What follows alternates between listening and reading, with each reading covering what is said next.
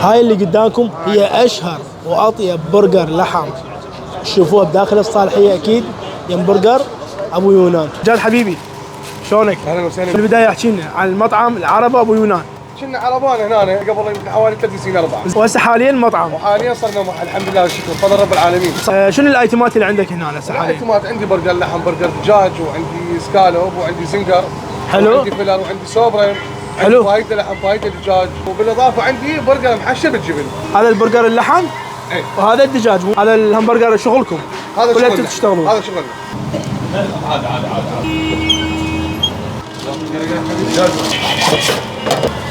هذا هو الوجبه مال البرجر لحم عند ابو يونان.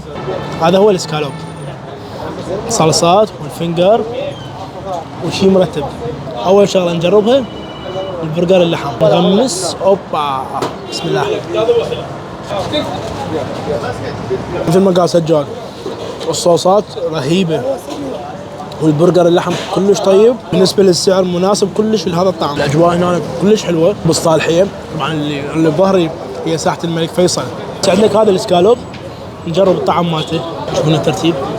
اوبا كلش طيب. هاي جبنه الشيدر،